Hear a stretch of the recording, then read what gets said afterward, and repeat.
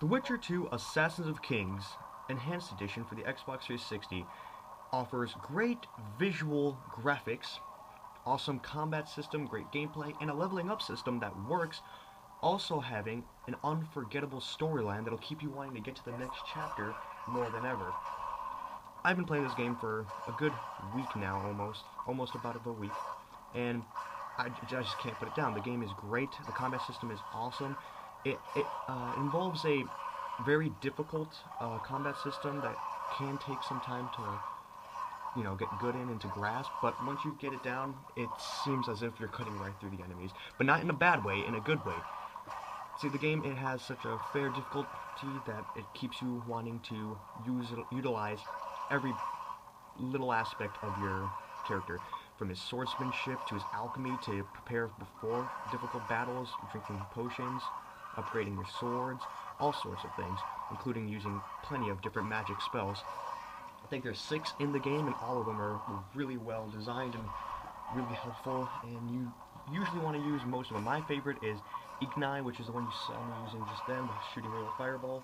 It does pretty much the most damage, and it's just really helpful in a situation. Axii is also cool, allowing you to control an enemy, and then having him fight for you for a limited time.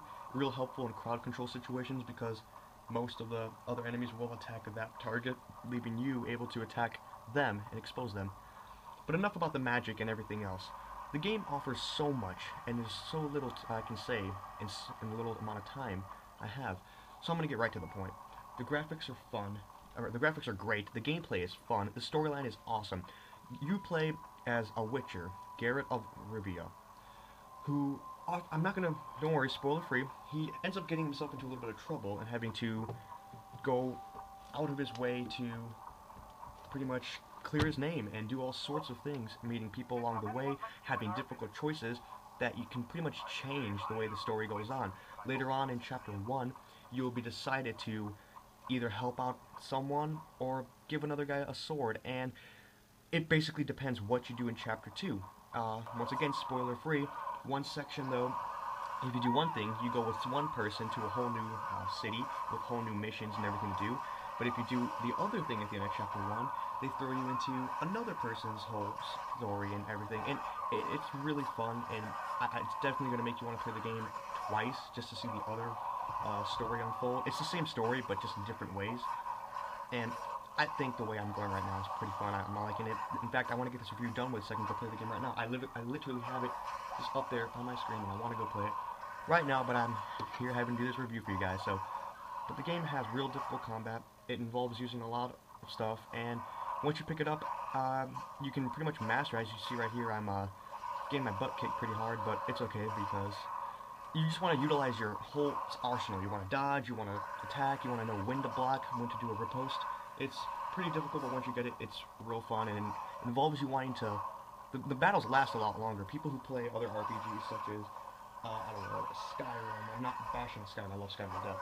But, Dragon Age or Mass Effect, most of the fights don't last too long. I mean, they do, but in here, the fights can last up to 10 minutes. I had a boss fight with this one giant creature that took me a long while to do, and it's great. The boss fights are unbelievably awesome, and that's one of my most favorite things to do in games.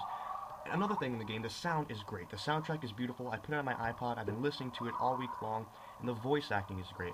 As you can see here, there's no little hiccups or anything in the voice acting. I think it's a really well-written story with really well-written script and everything. Everything just goes perfectly. The voice actor for Geralt is just great. He fits the role well and, deserves it. And it's just an amazing game. Visually, sound-wise, playability, gameplay, everything. Replay value, extremely high. Trust me, once I beat it, I'm going to play it again. The achievements, on the other hand, are slightly difficult to get, but it's okay. I will try to get as many as I can. And for those of you that are achievement hunters, I wish you the best, because I don't think it'll be very easy to 100% this game. I just don't. And what you're seeing right now is a arena mode, a small side part of the game that doesn't go with your character's stats or anything at all. It's access to the main menu. You just go to Start Game, and it'll be right there. It'll say Arena. You're able to participate in a 30-wave round where the enemies significantly get stronger and harder as you go, allowing you to unlock rewards and use companions to help you in the fights. as, you know, any arenas that you've done before in other previous games, such as Oblivion. They've also been extremely fun. Anyways, this is mainly the review for Witcher 2. I'm going to give it a stunning 10 masterpiece. I love the game a lot. Check out my other videos, guys. I'm Real Gamer, Real Reviews, and I'll be signing out.